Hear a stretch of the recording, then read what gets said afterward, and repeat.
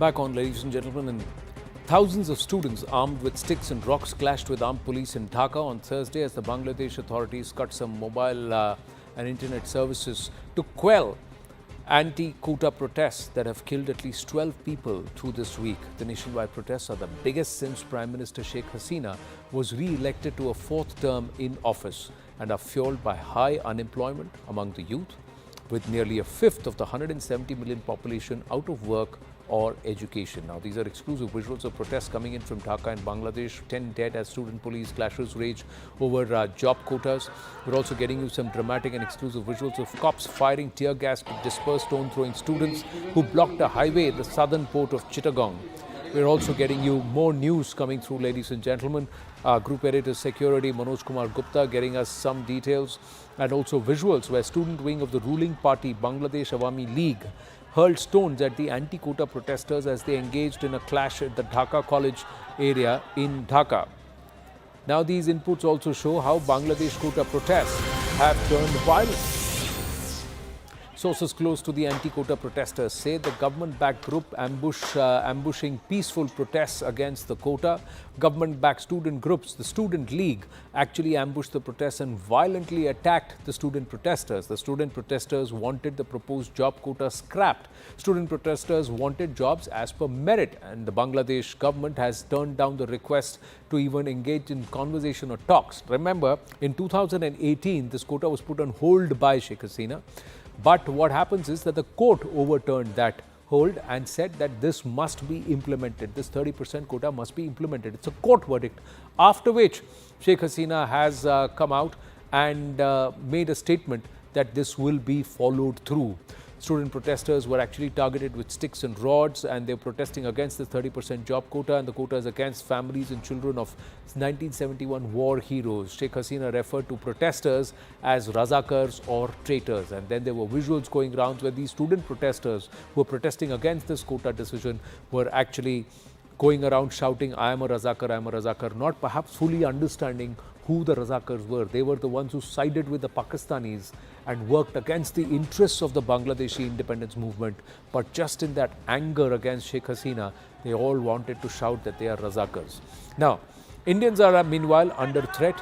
There is a threat to Bharatiya students and citizens alike with this flare-up in Bangladesh.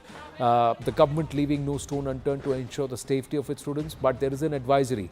Government sources telling CNN News 18 that they are in touch with the citizens in Dhaka and that they are assuring the best facilities for Indians. But there is a travel advisory issued that don't travel to Bangladesh now. Situation is worrying.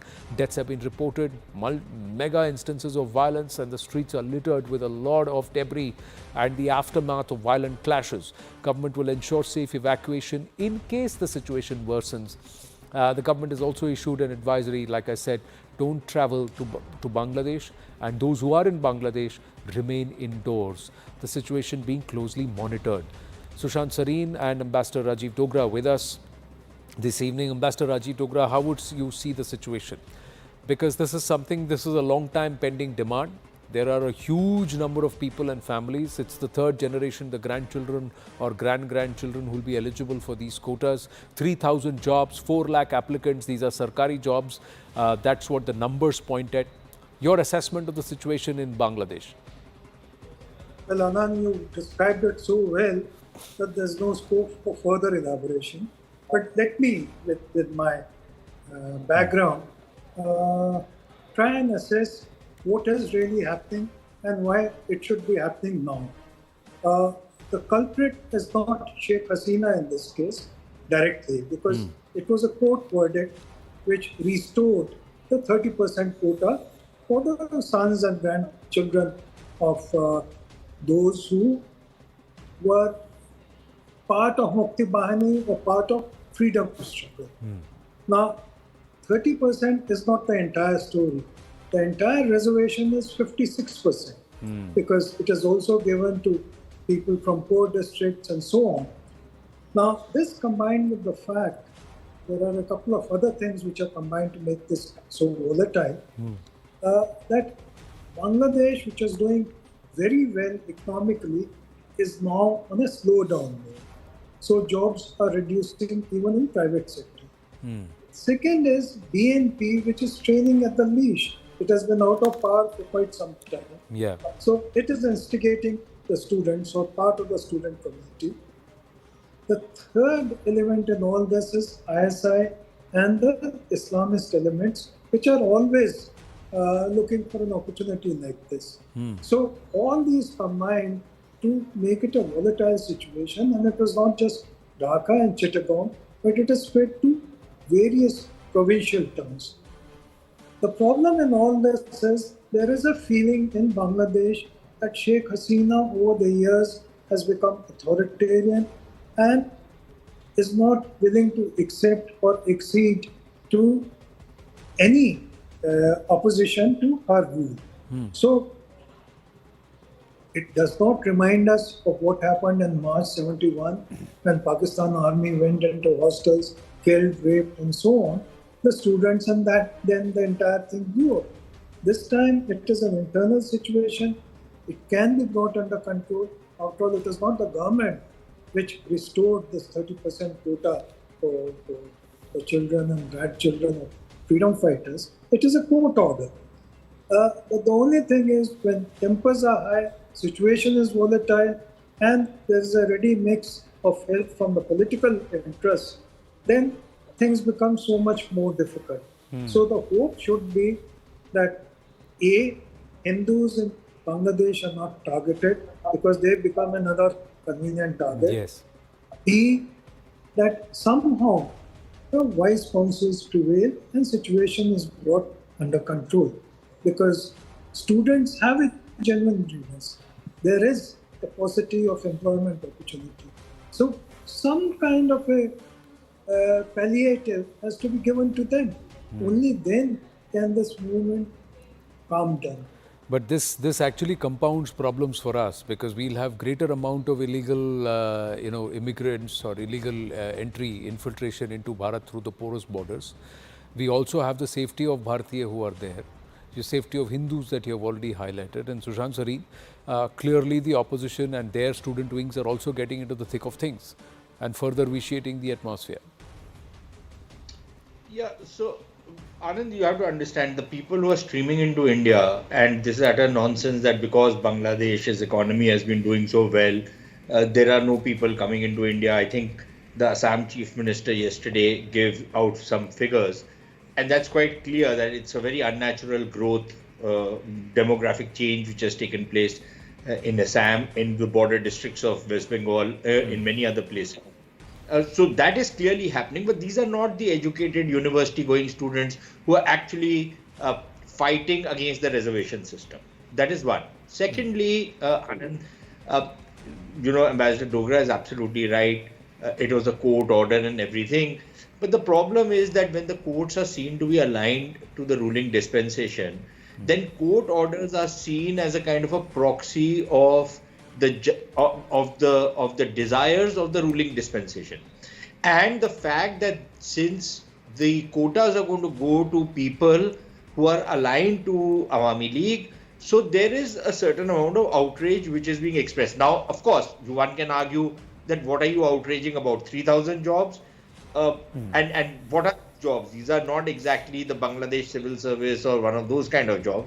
These are probably lower down the rung. So why would anybody really be agitated about those kind of jobs? There are better jobs available elsewhere.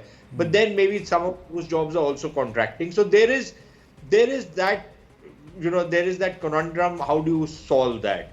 The third thing is that the dilemma is that if, for example, as you very correctly said, that some kind of gesture will have to be made to cool temperatures down. The problem is that the moment you start making those gestures, the other side, tastes blood and feels that the government is on a weak wicket. So maybe we can push it further. So I think it's a kind of not exactly a very sanguine situation to be in Bangladesh. It is developing into a serious situation, and of course, if the political turmoil increases in Bangladesh, then there are repercussions for India's security, on a range of other issues. So it's a problem for us as well. But frankly speaking, I don't think there's much we can do about it.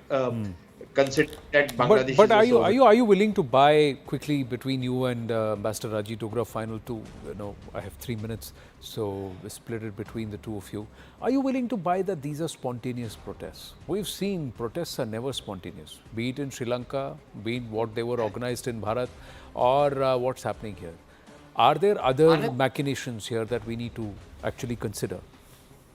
Anand, no protest is entirely spontaneous, and spontaneous protests also kind of peter out pretty fast. There are things which have been bubbling under the surface for some amount of time. Some of those are political, some are economic pressures, some are even religious and communal pressures, which have been building up over a period of time. And suddenly, there is a spark in the form of something like this, and things start flaring up. And of course, as Ambassador Dogra very correctly said, there are always agent provocators waiting in the wings who want to use something emotional, something which is, causing outrage, use something like that to, whip up the sentiment on the street and bring people out. So that also happens. But I think protests ultimately are starting because of certain pressures which are building up within the system, and those pressures have not been let off. We've seen some of it happen in India as well. There has been an element of orchestration always, but there has also been an element of genuine kind of anger which has been building up and which has not been addressed, and then suddenly it bursts. And other people, of course, try and take advantage of the situation. Yeah, because this has been going on for a while, Ambassador Rajiv Dogra. Are there those, suddenly if you have Bangladesh students, the current generation and perhaps the next generation of leaders, entrepreneurs, workforce, going out and saying, I'm a Razakar, Sheikh Hasina herself was a little appalled by it. There are many within the Bangladesh government who have come out and said, go back and read history. Do you even realize what are you saying? It's a derogatory term in Bangladesh because of those who sided with the enemy, those who sided with those and backed those. And the opposition is someone who's always been sympathetic. The history also is rife with the fact that they worked with in favor of the Pakistanis. They were against the independence movement. Exactly. So that's the larger question which you raised, Anand, because if youngsters, firstly, Sheikh Hasina shouldn't have used the word Razakars against the students, but if youngsters are going out in the streets and saying that I am a Razakar, then it's a worrying situation not just for Bangladesh, but for India also. Why for the last so many years, now it's almost 50 plus years, that we participated in Bangladeshi people's struggle and the independence was possible for Bangladesh. But have we ever made effort to recall those incidents, to recall the trauma that Bangladeshis, Hindus, Muslims, and everyone went through? Had it been America, we would have had hundreds of films and so on about the role played by Americans. I don't want to replicate that kind of a propaganda, but we have to have some kind of a reminder so that people at large, not just those belonging to the Awami League party and their sympathizers, but people at large in Bangladesh, especially the succeeding generations, the younger generations, know what kind of torture, what kind of atrocities Pakistani army and Pakistan in general had inflicted on the eastern wing of Pakistan at that time. Right. So I think we are at fault in that respect, and also in the interests of Hindu community in Bangladesh.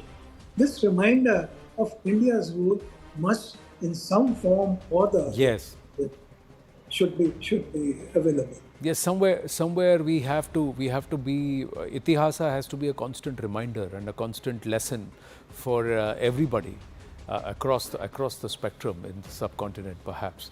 Thank you very much, Sushant Sareen and Ambassador Rajiv Dogra. I've run out of time on this edition of the Right Stand. Stay with us. Brass Tacks with Zaka up next.